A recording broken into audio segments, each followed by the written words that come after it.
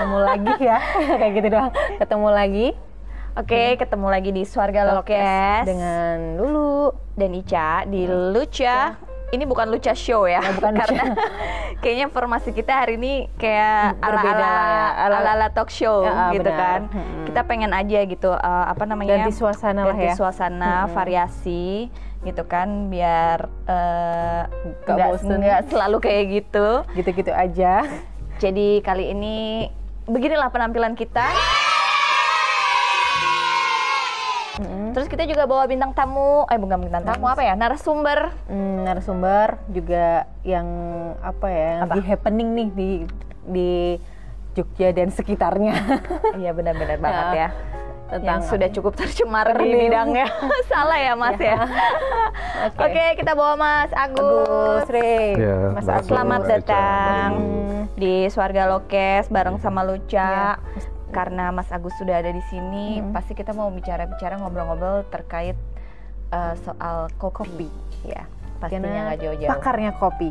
Saya terkenal dengan kuratornya.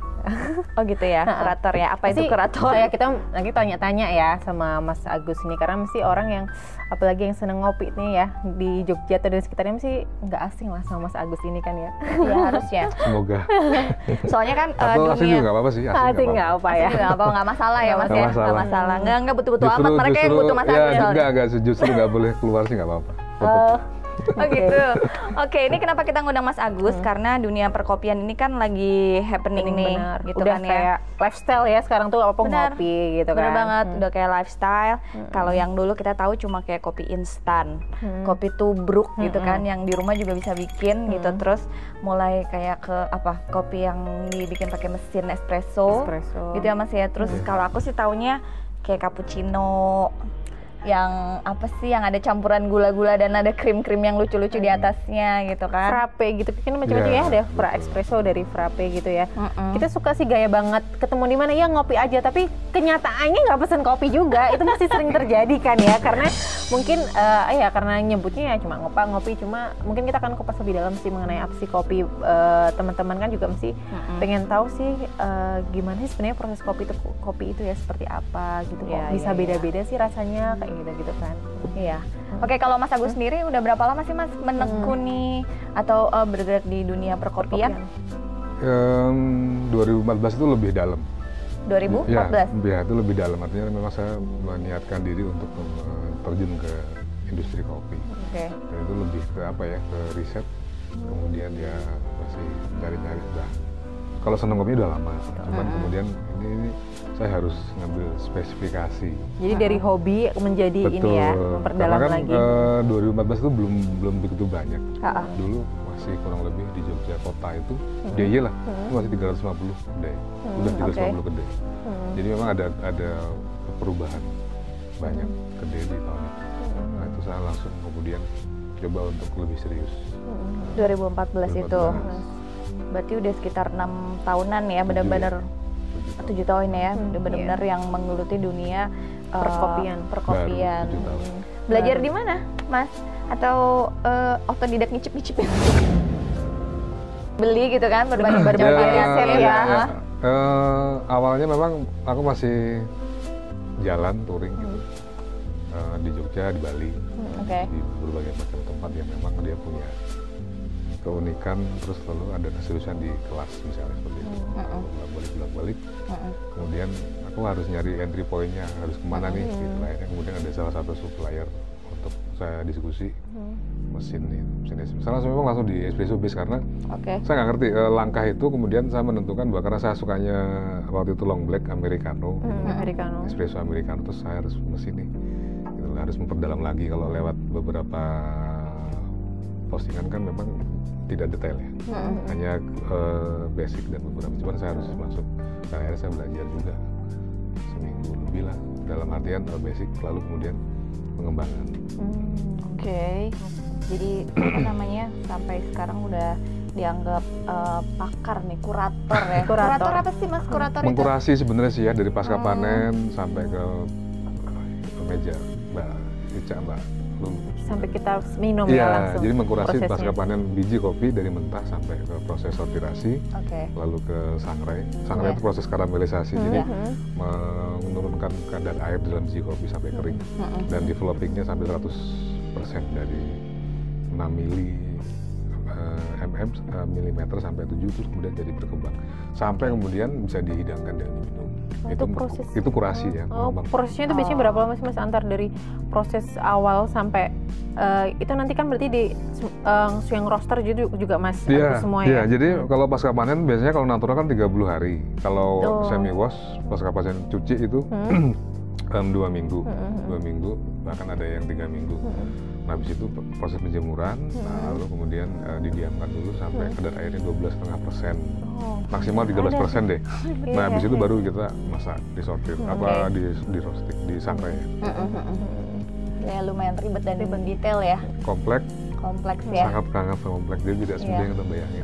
Iya, jadi perlakuannya harus khusus ya kan. Maka untuk menghidangkan sebuah kopi yang enak tadi ya. Iya, nggak cuma asal. Harus pakai hati, benar. Harus pakai hati. Jadi kalau lagi moodnya juga jelek, kita lagi ngurasi gitu, tahan dulu ya. Kan nggak usah dulu. Kalau roasting memang ada jam, ada waktu, ada hari, tapi memang kita harus benar-benar prepare siap. Gitu. Oke. Karena kita di situ ada time untuk dehidrasi, ada time untuk karamelisasi, ada dehidrasi, kopi ya kan. Pengeringan. Iya. Ditabung mesin roasting yang baik dia semi hot air atau hot air atau induksi. Karena dengan burner kompor gitu kan, kita harus benar-benar fokus mata, hidung dan telinga untuk dengerin krek-krek. Oh, ada kayak gitu juga. Jadi semua panca inderanya ini semua ya, jalan semua harus benar-benar. Itu berat roasting. Apalagi kalau kayak kita yang kurang begini kan mesti galau nggak bisa karena memang ya itu tadi mata, telinga, hidung melihat gitu. Lagi hujan nggak bisa berarti. Hujan bikin galau soalnya. Senja dong, senja. Kalau misalnya balik dulu nih, kopi itu kan yang kita tahu ada 2 jenis ya. Ada Robusta, ada Arabica. Ada lagi 4. Oh, ada 4 nih. Salah. Saya baca sumbernya 2. Ini 2. Nggak update. Nggak apa-apa. Yang umumnya memang 2. Yang umumnya 2 ya. Oh, tapi sebetulnya ada 4. Yang 2 lagi apa? Liberica sama Excelsa. Liberica sama Excelsa. Ada di Indonesia? Ada, tetapi nggak banyak. Karena memang dari dulu pas Belanda membawa biji-biji bibit itu tidak banyak panen, sehingga kadang waktu itu memang petani tidak banyak memproduksi itu. Oh, nggak cocok sama iklimnya Indonesia atau gimana? Bisa juga iklimnya memang fluktuatif, cloud-nya kan cuman memang di tempat-tempat tertentu dia bisa bagus. Contoh di Kalimantan, di Kayong, Kalimantan Barat, Meranti, Jambi, karena dia rawa. Nah, itu bagus. Itu yang paling bagus Mas, hasil kopi yang dari sana? Enggak, untuk Liberica, dengan komposisi unsur hara tanahnya yang pas, dia bisa bagus dia. Untuk di hara tertentu kurang, karena memang satu pohonnya hidup tapi buahnya jarang, atau nggak ada, kadang-kadang penyakit dan sebagainya. Iklim panas atau berawan atau embun memang kadang-kadang mengaruh di dia developing from itu beda dari 4 itu kan biji kopi itu Mas, itu udah punya dari 4 dari udah tumbuh buahnya udah rasanya beda-beda kan? Beda ya kan? Beda. Saya pernah tuh coba kopi kan, itu manis ya kalau yang kopi gitu kan, dikupas ya gue coba-coba gitu kan, itu kan manis ya? Betul. Cerinya manis, merahnya tuh manis. Iya, yang merah kan, ada yang merah gitu kan, kayak melinjo gitu kan, kayak dikupas gitu loh. Kenapa bisa pahit ya? Manis. Jadi basically dia manis. Nah, aslinya. Ya jadi gini. Tadi Excelsa Liberica, lalu kemudian ada Robusta. Ada Arabica. Robusta itu kan dia 0 sampai 900 meter di atas permukaan laut. Kalau Arabica di atasnya. Nah, memang karakteristik Robusta beda banget sama Arabica. Rumitnya lebih rumit Robusta sebenarnya, karena hampir semua di beberapa tempat itu hampir sama. Jadi kayak karakternya coklat, karamel, dan sedikit vanilla misalnya. Terus ada memang basically dia karena bijinya cembung dan kafeinnya memang tinggi Robusta, sehingga memang kalau orang awam atau memang bitter ya, pahit ya, tetapi kalau kita kaji lebih dalam lagi, dia kompleksitas kayak karamel, vanilla, dan coklat kacang ada di Robusta. Belum terbiasa aja sebenarnya ya. Kalau kopi memang begitu ya, kafeinnya kan Robusta 2,7. Kadar kafeinnya lebih besar Robusta? Iya. Dibanding yang ketiga tadi itu? Iya, dibanding Arabica 1,7%. Kalau dari sisi harga, paling mahal yang apa? Paling mahal yang Arabica. Arabica. Ya, jadi kan di Indonesia ini kan sempat dulu ketika, jadi semua bibit kan dari luar nih. Dari Ethiopia, dari Brazil, dari berbagai macam. Nah, tahun-tahun 70-an ya kalau nggak salah ya, itu saat first wave, jadi gelombang pertama itu Mbak, itu sebenarnya kopi yang ngopi gitu loh. Artinya memang orang belum melihat tempat dan belum aktualisasikan bahwa harus apa kopi apa, coba kopi ya kopi. Itu gelombang pertama di tahun 60-70 gitu. Itu gelombang pertama. Nah gelombang kedua itu orang udah milih tempat untuk hangout, tapi kopinya masih biasa. Jadi dia belum aku kopi ini belum. Jadi masih pokoknya tempat minimal untuk hangout, untuk kumpul-kumpul, rapat. Long black gitulah ya. Itu gelombang kedua. Nah gelombang ketiga, makanya istilahnya pun udah barista. Gelombang ketiga itu udah orang udah tahu kopi, dia udah milih, dan dia udah milih tempat. Kayak Mbak dulu misalnya tempatnya, aku nyaman buat kerja, nyaman buat co-working space. Nah itu udah sebenarnya third wave itu di akhir tahun 2019 masih. Nah ini kan gelombang keempat nih, fourth wave ini kan unik lagi. Jadi semua masing-masing profesi sudah menjadi profesi yang memang merantasi semua proses.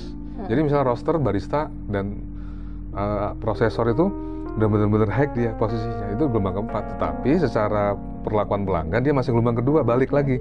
Karena ada kopi susu, tren tadi itu. Kopi susu itu kan awal mula dari korporasi besar Starbucks. Itu kan gelombang kedua. Munculnya kopi susu itu secara story ya yang aku baca di literasi. Nah ini kan balik lagi gelombang kedua, perilaku konsumen. Nah itu kayak gitu.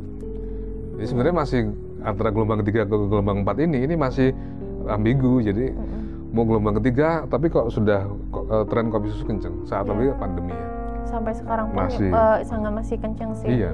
Apalagi paket-paket sekarang ya banyak ya kopi-kopi yang sekarang dikemas-kemas botol buat yang buat di rumah aja ya, work from home, buat nemenin itu kan. Paling juga kamu beli itu ya. Iya benar, persaingan. Saya nggak ngerti, ternyata Mas Agus nih ya kan pinter di loh, karena dia kan jago nih ngeresep-ngeresepin kopi. Nah yang botol-botol itu juga ada juga ya Mas, beberapa. Nah cuma kan baru tahu ternyata banyak dari luar pun yang meminta banyak konsultasi sama Mas Agus untuk desainin resep-resep kopi ya Mas ya. Jadi mungkin buat teman-teman nih kira-kira pengen ada bisnis atau apa tuh Mas Agus jago nih buat punya resep-resep khusus ya. Mungkin lebih mau aku lebih ini Mas, aku tuh punya ciri khas kayak gini nih Mas.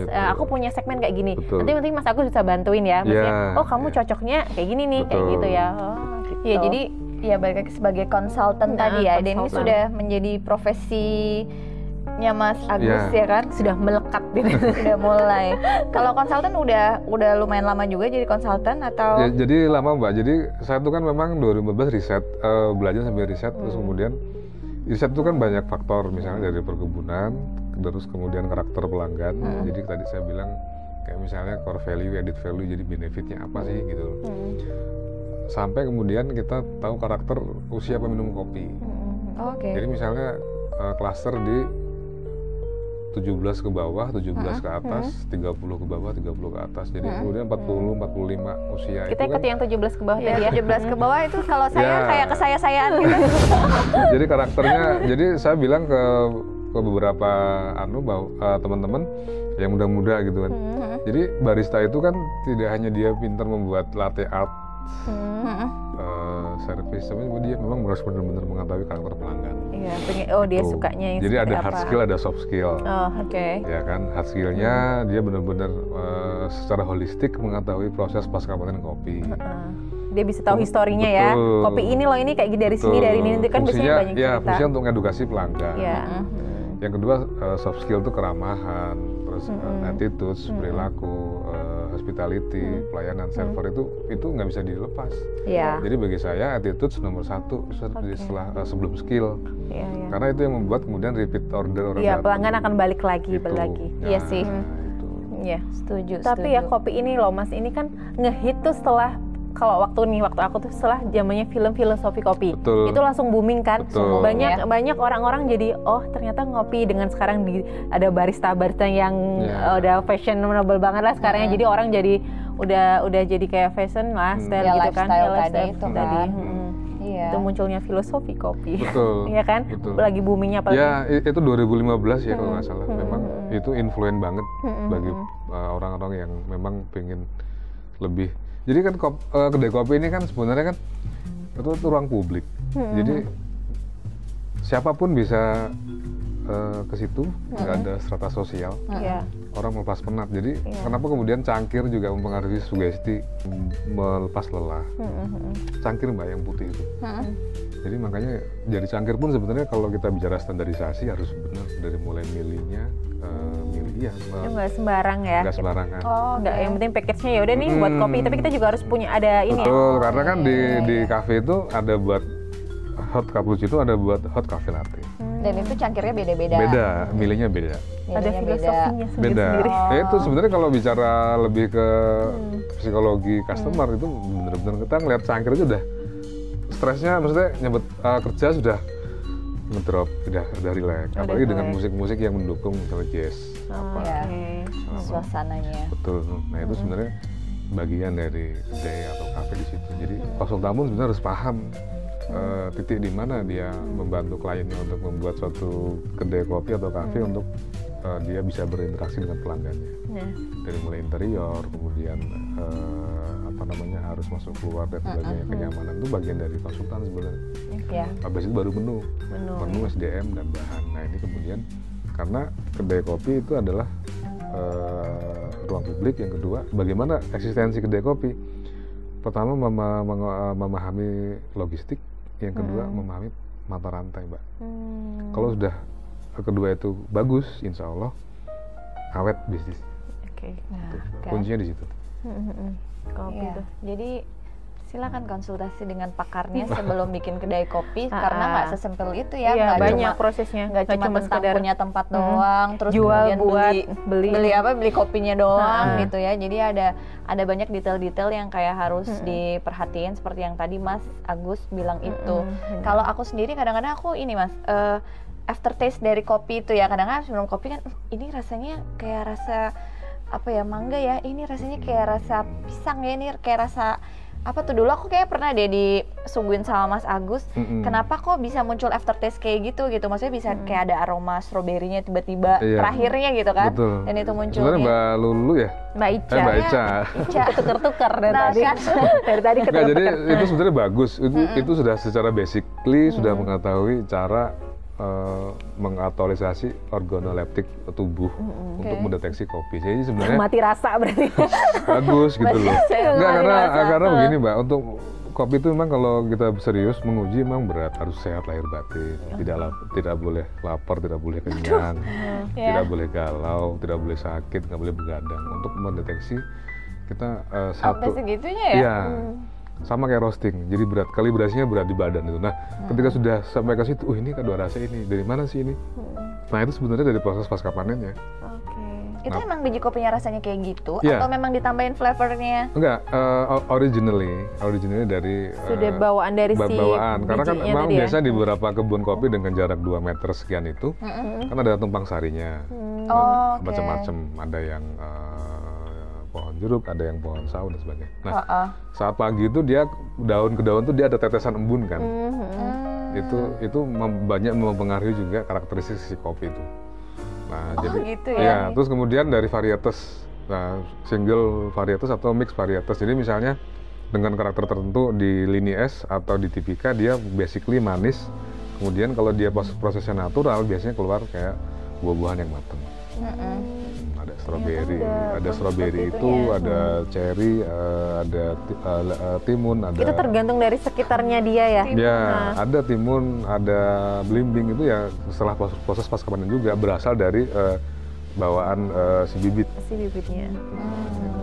Gitu. Jadi bagus sebenarnya Mbak Ica udah bisa. Ini apa sih? Itu sebenarnya.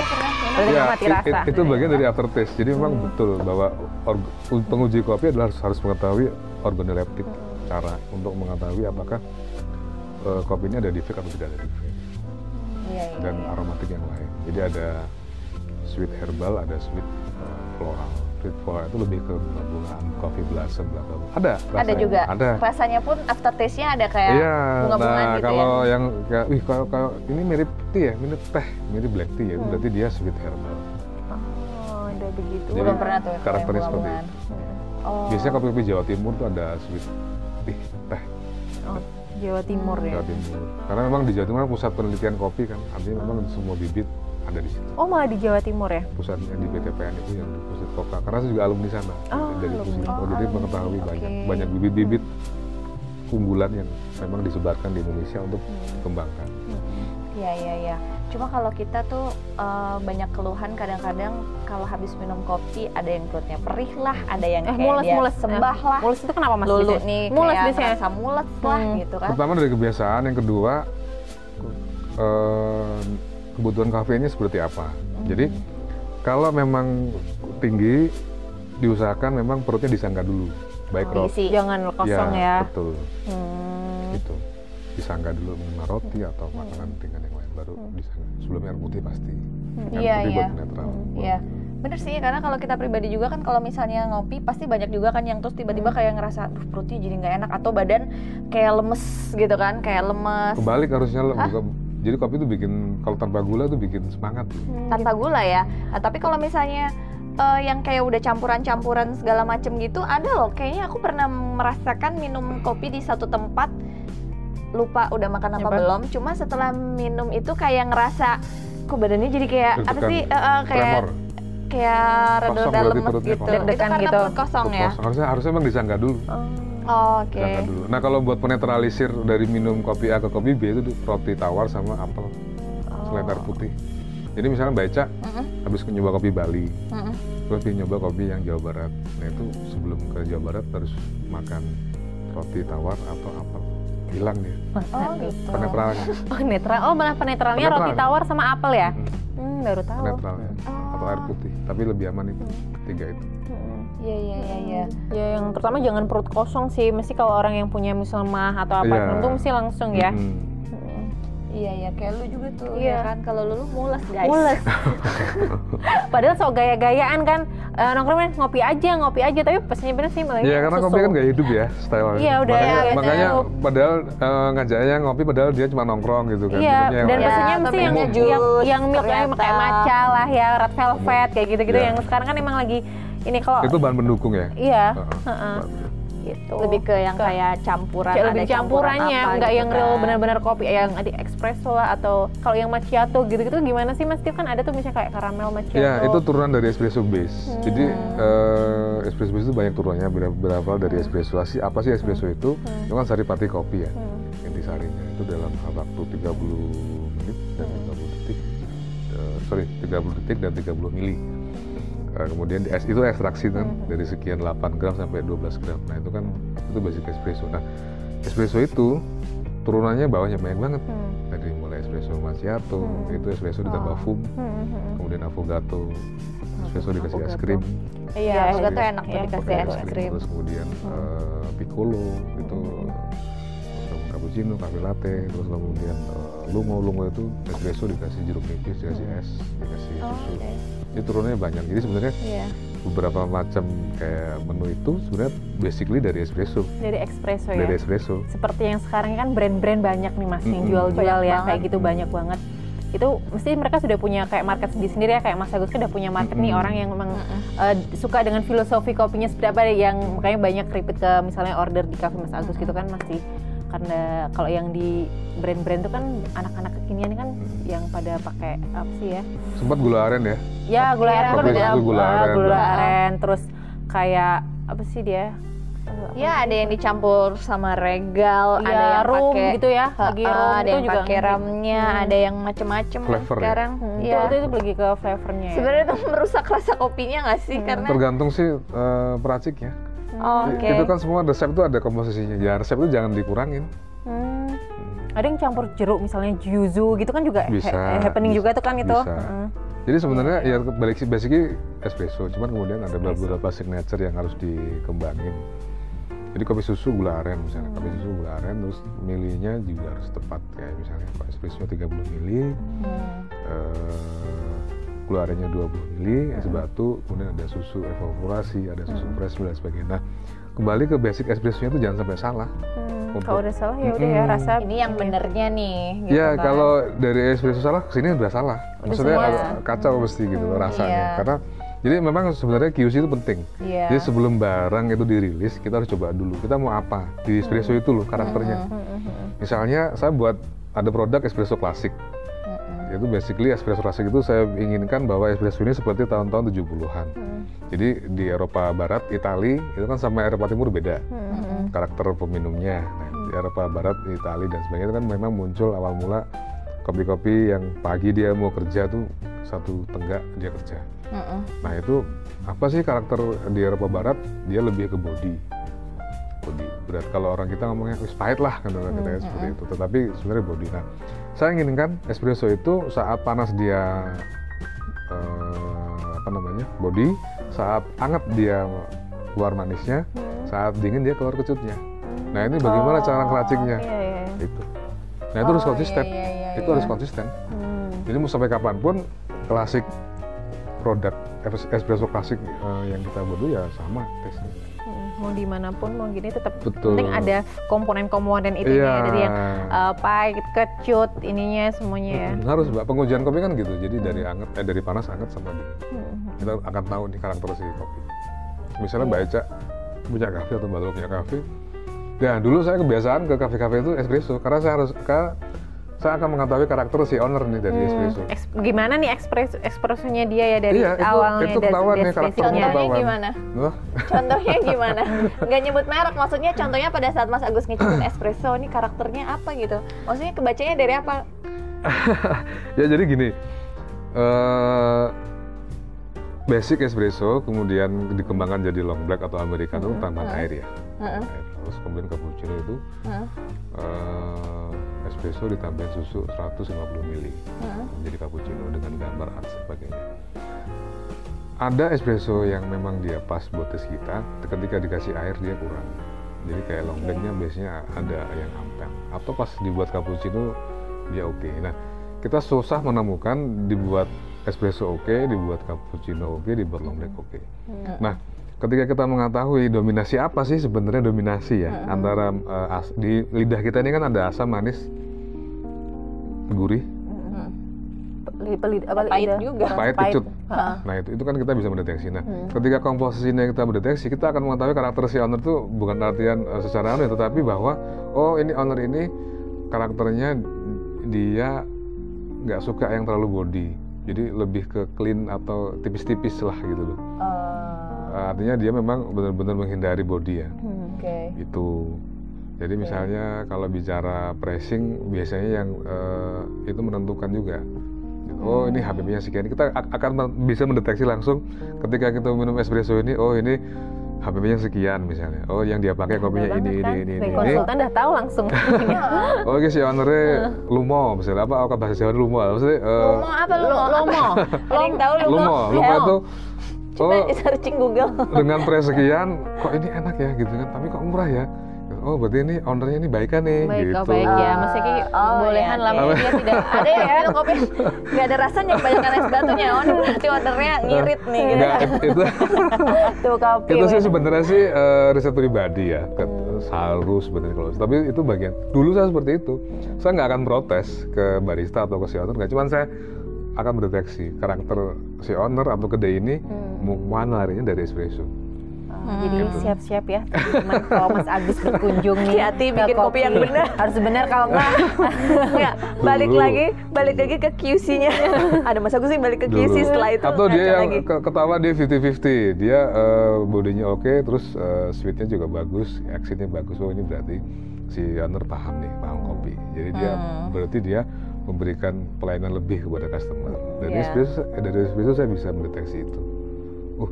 Ini Mbak Eca nih, kok ini ya, cuman berarti bodinya oke gitu ya? Bodinya oke. Jadi ada juga yang kadang-kadang klien itu kan banyak keinginan. Misalnya, Mas aku minta kopi yang buat es, saya minta kopi yang buat hot. Nah, kenapa saya nggak bisa buat satu jenis brand itu untuk semua yang diinginkan? Nah kan bisa, berarti saya harus mengedukasi klien, itu aja. Karena antara manajer store dan owner ini kan ada jeda. Biasanya owner pasrah sama manajer store. Nah manajer store dia controlling semua overall di kedai atau kafe. Nah bisa di kapten atau leader barista. Nah disitulah kemudian dia diskusi mungkin di internalnya untuk kemudian saya harus apa namanya, aku yang es karena ketimpa es, ketimpa gula, ketimpa susu, kopinya harus kerasa. Aku nyari yang body, bisa. Atau kemudian aku minta yang hot tapi bisa yang buat es, ya berarti saya harus menambahkan sisi bodinya itu di kopi. Karena ada yang buat hot enak, ada yang buat hot yang buat es dia hilang kopinya. Lah percuma dong kita minum kopi tapi nggak ada kopi nih dulu. Iya benar. Cuma judulnya aja kopi tapi rasa nggak ini ya. Hilang karena memang komposisi dan roaster dan peracingnya ini berarti kurang pas. Entah gramasinya, entah profil roastingnya. Ya semoga kedai-kedai kopi ini tetap komit dan tadi sih ya, maksudnya kalau misalnya selama semua kafe kedai kopi itu komit sama si QC-nya tadi, komposisinya harus ini, sebenarnya hampir semua harusnya taste-nya oke gitu ya. Cuma kan ada yang kayak kok encer banget sih, ada yang enak nih kental gitu kan, ada yang kayak gitu kan. Emang mungkin sekarang kita rada bisa merasakan walaupun kalau kopinya mungkin kita masih perlu belajar lagi ya kan. Jangan lupa makan roti. Iya sama belajar iya kan, biar nggak mules kan saya. Nggak mules. Kalau mah biasa pikiran sih, banyak pikiran. Oh bukan karena kopi coy. Makanya mikirin siapa mbak? Kalau lagi banyak pikiran jangan minum kopi. Soalnya kopi yang disalahin. Boleh loh kopinya diminum. Boleh loh kopinya diminum. Oke, ini seru banget ya. Jadi ada banyak banget varian tadi kopi turunan yang dari espresso apa segala macem ya kan, dengan berbagai macam resepnya. Kalau kopi pada dasarnya tadi 4 itu tadi ya. Ada 4 kan, yang selain Arabica dan Robusta yang udah kita tahu yang banyak beredar di pasaran. Yang umum yang menurut Wikipedia tadi kan. Gitu kan. Jadi kalau ada yang mau sekolah tentang perkopian gitu kan ya, bisa juga kan ya? Ya di Code. Makanya sih lebih ke jadi barista gitu ya? Sebenarnya di Code itu awam bisa, terus kemudian manajer bisa, owner bisa. Ada beberapa manajer yang franchise di sekolah kan, supaya dia kontrol. Karena waktu 2 tahun yang lalu kan tuh kelas baru 3. Kemudian saya tambahkan di manajemen, karena biar si owner juga paham bagaimana sih sebenarnya komposisi startup bisnis saya dengan modal sekian rupiah ini saya harus bagaimana. Nah itu ada. Jadi biar saya juga, kelebihan kita sebenarnya di konseling, ada konsultasi sebelum dan sudah kelas. Kita mengarahkan bapak atau ibu atau mbak dengan modal sekian kita hitungkan ini. Nanti seperti ini wujudnya. Atau mas aku pengen yang high, kita hitungkan juga sekarang. Jadi tetap ada asas kepatuhan kewajaran, tetapi kita sebagai konsultan dan memahami kan jangan sampai klien itu bingung, saya harus dari mana? Saya nggarap interior dulu atau saya nggarap bahan dulu. Nah kerja saya di bahan, jadi dari mulai saya nyari SDM, saya latih, saya buatkan menu, kemudian SOP saya habis itu akhir SOP. Penyeduhan, SOP pelayanan. Nah itu di manajemen untuk SDM kedai. Untuk interiornya ini saya silakan di kliennya mau seperti apa konsepnya. Nah itu di manajemen ada seperti itu. Iya banyak ya. Jadi nah untuk spesifikasinya itu ada di kelas roasting. Jadi ada 5 kelas yang memang ini udah full book sebulan ini. Nah besok kita evaluasi lagi. Jadi buat teman-teman ya, misalnya pengen pengen lebih detail nih, pengen ngobrol sama Mas Agus, nanti bisa di Kode ya Mas, di Lab Coffee ya yang di situ buat discuss lah atau mau keperluan masalah tentang perkopian dengan Mas Agus nih. Nah, ini nih kita ya waktu. Waktu. Sebenarnya lagi seru-serunya nih pengen bahas ya lebih dalam. Cuma emang kita akan mungkin next ya Mas, kita lebih ke part selanjutnya yang buat part 2. Part 2-nya. Iya, soalnya ternyata banyak banget ya. Banyak banget yang dibahas selain kopinya sendiri. Terus tadi juga mungkin belajar tentang kopinya ada banyak banget. Kemudian fase mau bikin kedai atau kopinya ya, mulai bisnisnya juga ada filosofinya sendiri yang kayak tadi kan. Banyak banget, lebih lengkapnya silakan datang langsung ke Kode Lab ya, Kode Lab. Mas Agus selalu standby di sana. Ya. Jadi pengen teman-teman bisa ajak mungkin teman-teman dari luar kota, teman nggak cuma di Jogja aja, mungkin pengen discuss ada Mas Agus, pengen ngerasain juga resep-resepnya Mas Agus ya di sana, kayak gitu. Kode itu udah melahirkan 500 barista. Tuh kan udah 500 barista kan. Sebenarnya kalau kita niat mau belajar mungkin kita bisa. Butuh waktu berapa lama saya buat belajar ya Mas Agus? Tergantung niat. Dan bismillah. Kadang-kadang orangnya. Oke deh, mungkin next nanti kita undang Mas Agus lagi, bahas lagi tentang perkopian yang pasti sih menurut aku banyak yang minat ya, soalnya kopi ini kan lagi benar-benar happening banget ya, tempat kopi apalagi di Jogja aja ini banyak banget gitu. Cuma kan. kita untuk melahirkan nih ciri khas gimana untuk membedakan dengan pesaing lain kan kita juga perlu nih ya, trik-trik seperti apa. Nah mungkin nanti next kita bisa ngomong soal itu kali ya Mas, masalah makasih, untuk Mbak itu. Lulu, Mbak Eca. Oke, waktu sudah ya memisahkan kita. Kayak nanggung gitu ya, ada yang kayak masih ada mau ditanyain tapi udahlah kita nanti buat yang baju hijau udah gitu, ini terus kan waktunya. Cuma emang nggak kerasa ya, kita cuma oke udah guys cuma sekian aja ya gitu. Lo nggak kerasa Mas Agus udah aus. Iya tadi ngomong terus, lo cuma dengerin doang kan. Oke deh ya, thank you buat semuanya. Sampai ketemu lagi di Swarga Lokes bareng sama Luca dengan narasumber yang lain ya. Oke, see you. Have a nice day. Bye-bye. Bye-bye.